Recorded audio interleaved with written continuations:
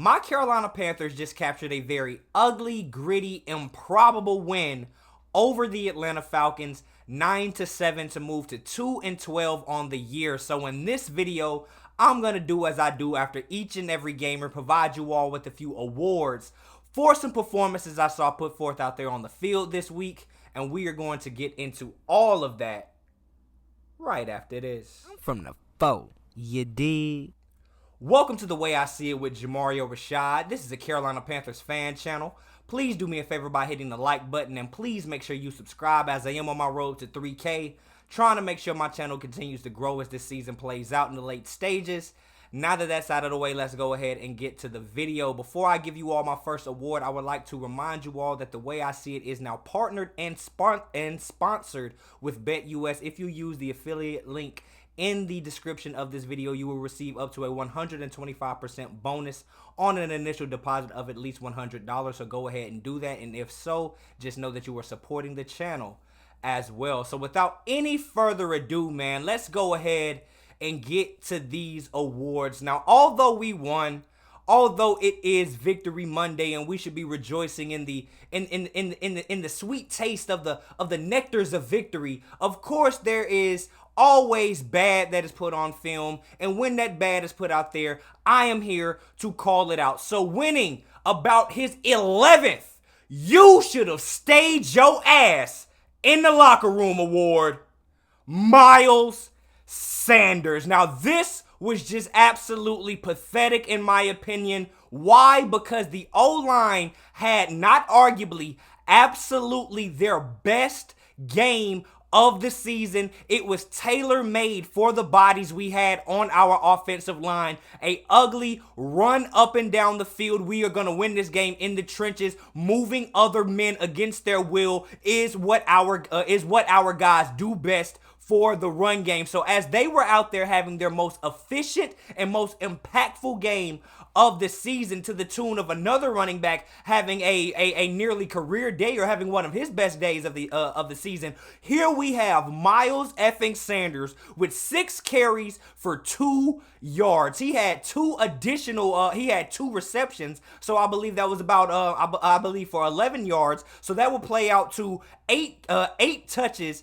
That would turn out to 8 touches for 13 yards. That is just absolutely deplorable for this guy that we have our running back money tied into receiving the biggest running back contract over this recent offseason. He continues to be absolutely terrible. When we had opportunity after opportunity, we had Icky, from Icky all the way to Moten.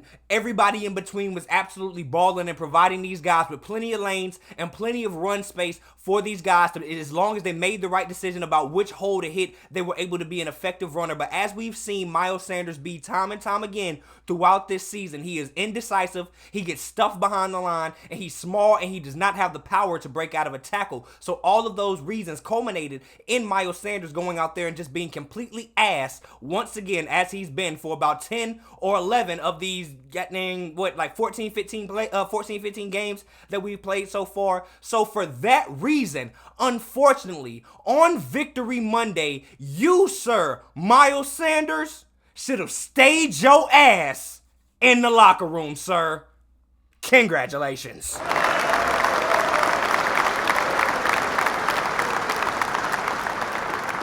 Just had to rain on our rainy ass parade, didn't you? Just could not be happy for us. But we had some people that decided, you know what? We're tired of this losing. We are going to step up. We are not going to go out there and act as if we do not have anything to play for. And in fact, this next player had a quote last week that he went out there on the field and backed up 100%. He said, although we're going to be at the crib, why not go out there and force somebody else to be with us? Why not send somebody else on vacation with us? And in doing so, he did exactly that. So winning his very first or second Baller Award of the year, Derrick Brown,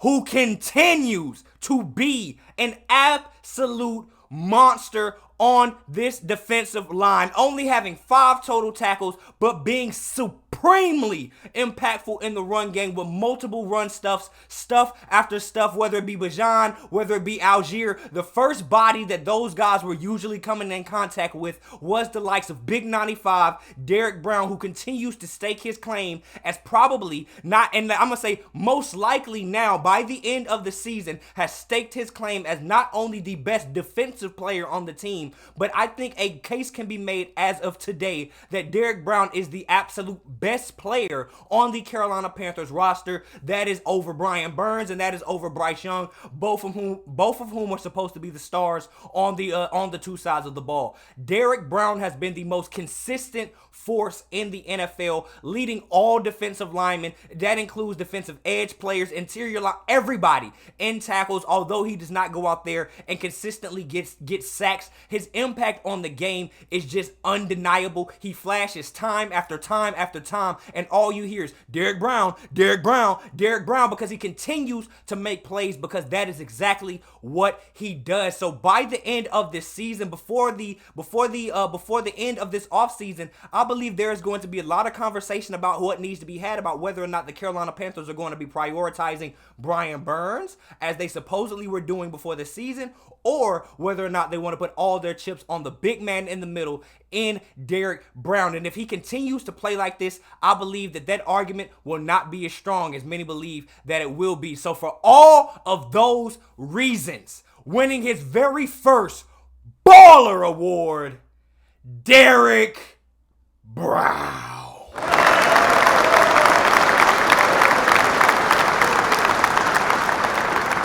He should have had a lot more than these, man, but we be ass, and I don't give out a lot of positive awards when we get our asses kicked, man. It just is what it is, man. So next up, we have somebody that may not have been as impactful as Derrick Brown. We may not have heard his name called as much as we did Derrick Brown, but this guy lined up right next to Derrick Brown and had the best game he has ever had in a Carolina Panthers uniform, and staked his claim to potentially be the starter for the remainder of the season. Who am I talking about? Winning his very first Baller Award, Nick Thurman, defensive tackle.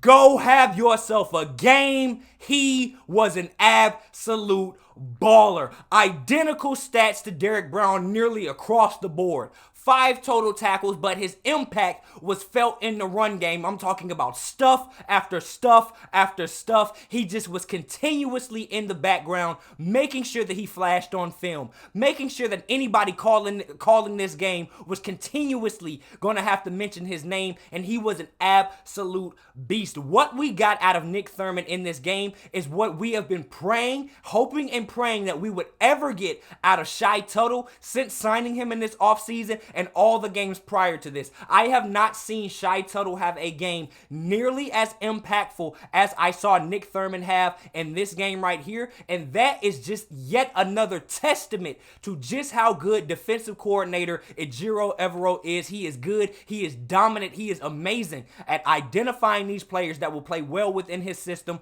putting them in place to go out there and just play, and how he does the things, his schematics, his X's and O's, and it's just evident that it helps everybody. And Nick Thurman is just yet the latest example of Ejiro Evero making players like a Deshaun Williams and various other players that have come over like a Troy Hill, getting more out of them than they would have under any other coaching staff or under any other defensive coach. It's just something that is just a forte of him, and that was completely on display with what we saw out of Nick Thurman in this game. So for all of those reasons, hopefully the newest starting lineman right next to Derrick Brown for the remainder, at least, of this season, winning his very first Baller Award, Nick Thurman.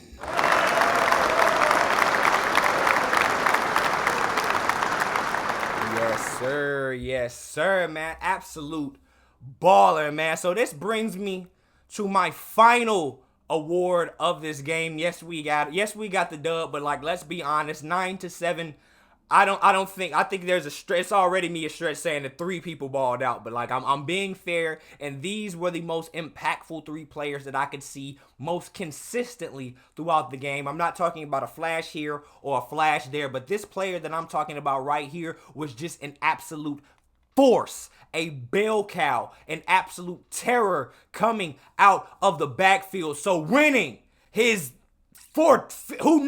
winning his baller award, we have Chuba Hubbard, running back who continues to stake his claim as RB1, to just continue to beg and force for Panthers Nation to embrace him with open arms, and just understand that I am the running back that you all have so desperately been searching for. He's been in the league for 3 or 4 years now. He has progressed into the back that we need him to be, and he is only 25 years old. And all of those things come to fruition and culminate in the types of games like we had today from Chuba Hubbard. 22 carries, 87 yards, averaging 4 yards per carry, meaning if we just wanted to line it up and give the ball to Chuba Hubbard 3 straight times, we will make it down the field without any issues, hypothetically, if you want to look at his situation, if you want to look at the stats that way, but that's what that would tell you.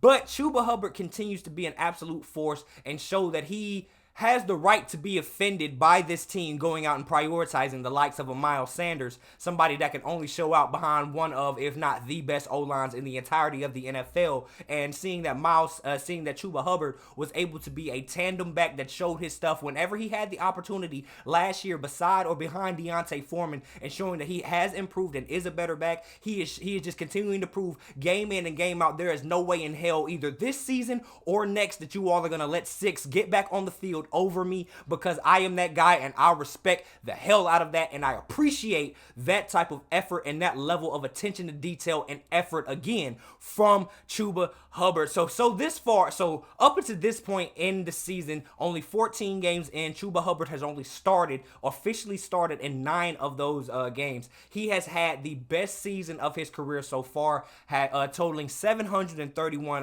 rushing yards in 14 games, as I mentioned, and only 9 starts. That is with an additional 190 receiving yards on the other side of that to add to the all-purpose side of this. I think we can say without a shadow of a doubt and with as much confidence as we can muster that if Chuba Hubbard was proven or chosen rather to be the number 1 guy at the beginning of the season, he easily would have been a 1,000-yard rusher, and that is behind an offensive line that has been notably struggling immensely throughout the middle portion of the season, and especially in the earlier portions as well. He is still nearly going to get possibly 1,000 yards if he is able to eclipse maybe over like 80 something yards on average, I believe, over the next 3 games. That is a bit unlikely, but that in tandem with what he is able to do with receiving yards altogether, I do expect him to have at least 1,000 all-purpose yards. But what Chuba Hubbard was able to put out there on film and throughout these games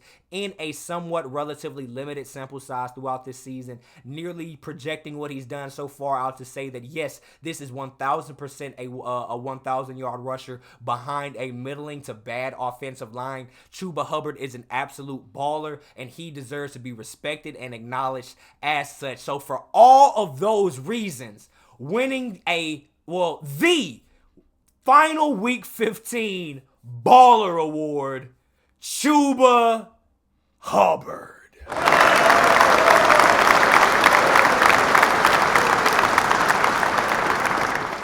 Yes, sir, man. Chuba went out there and absolutely balled, man. So those are all I have for you all this week. It was only 4 guys.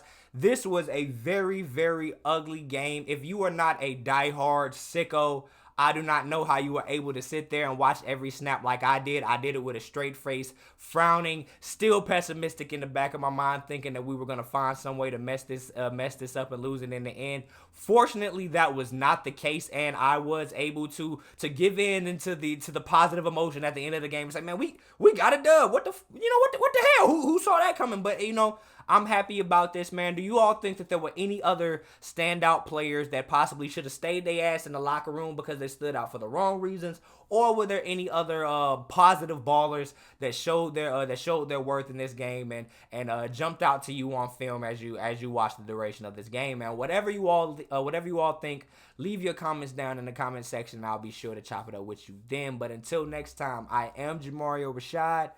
This is the way I see it, and I'm out. Peace.